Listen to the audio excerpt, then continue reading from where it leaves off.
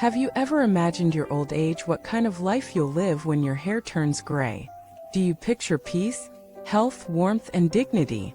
Or do you worry about loneliness, illness, and uncertainty? And more importantly, what are you doing today to create the future you say you want? Welcome back to the channel where we bring timeless wisdom into everyday reality. Today we tackle one of life's most urgent truths: your later years are not shaped by chance, they are shaped by the choices and mindset you cultivate right now. Let us break a common illusion. Many people believe they can live however they want now, and somehow miraculously, everything will settle into harmony in old age. That by the time retirement comes, blessings will flow, peace will arrive, family will be around, health will return. But reality is far less forgiving. The truth is clear: blessings don't suddenly appear in your later years. They are earned, and the interest compounds daily through thoughts, actions, habits, and character. If you plant thorns, you can't expect roses to grow later. So the question becomes not what kind of old age do you want, but what kind of seeds are you planting today? Let us start with the foundation: your mindset. Do you live in gratitude or in resentment? Do you forgive quickly or hold grudges? Do you serve others or demand from them? The older you get, the more these habits calcify. A bitter young person often becomes a resentful elder. A generous soul often becomes a cherished grandparent. Old age doesn't change your character, it reveals it. If you want a peaceful future, cultivate a peaceful mind today. And what about relationships? Many people neglect their family while chasing external success. They ignore their children. They abandon their elders. They prioritize work, money, fame, thinking relationships can be fixed later. But relationships are like gardens. If you don't water them regularly, they die. Many lonely elders weren't abandoned by life, they abandoned others first, when it mattered. Now their empty homes reflect the emotional neglect they once gave out. So ask yourself, are you showing up for people now?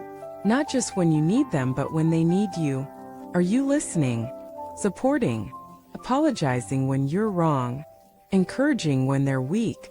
Because that's what builds the bridge you'll one day need to walk across.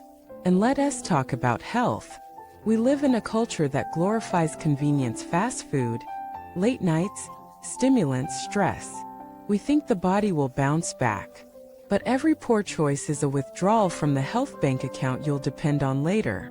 You can't beg for health at 70 if you've been abusing your body since 30. Discipline today is freedom tomorrow. Stretch, walk, rest, eat mindfully, hydrate, heal your nervous system.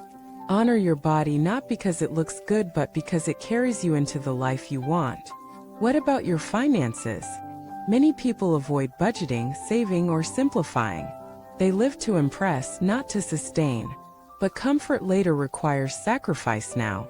Simplicity now leads to security later. You don't need to be rich, but you do need to be wise. And the biggest wealth you can build isn't monetary, it's internal peace, mental freedom, spiritual depth. Because even the richest elder is poor if their heart is restless. So how do you build blessings? Through karma. Every kind act is a deposit. Every moment of patience is an investment. Every act of service adds to the invisible vault that will support you when you can no longer support yourself. You may think no one sees, but the universe records everything. Help someone cross the street today. You may be guided across life's intersections tomorrow. Give to the hungry now, you may be fed when life tests your limits. Teach someone with love, you may be taught with compassion when your memory fades. Nothing is lost. All is recorded. Let us go deeper. A truly blessed old age is not about being surrounded by luxury.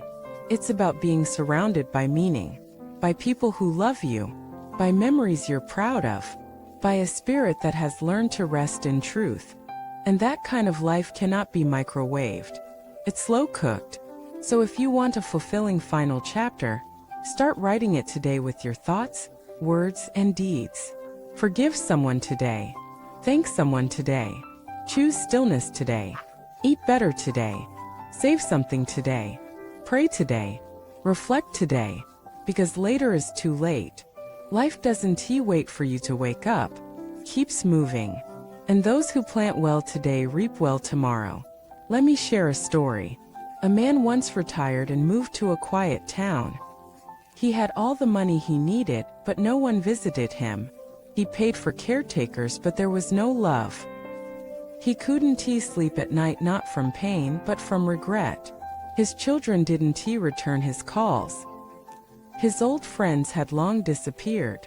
He once had everything, but he forgot to invest in what mattered. Now he sits in silence, not the peaceful kind, but the haunted kind. Contrast that with another man, a teacher who lived simply, helped his neighbors, taught kids for free, volunteered at the temple. He never earned much, but in old age he is surrounded by people who love him.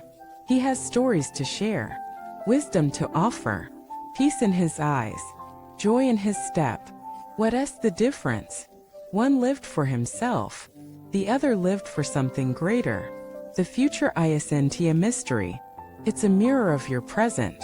So in the comments, tell us, what are you doing today to build your blessings? What habit are you starting? What mindset are you shifting? What seed are you planting?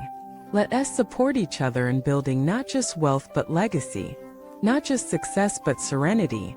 And if this message moved you, share it with someone who needs to hear this truth before it's too late. Don't forget to subscribe and like. Together, let us walk toward a future built on wisdom, not wishful thinking. Remember, you're not preparing for death. You're preparing for a luminous, meaningful, free old age. Start now.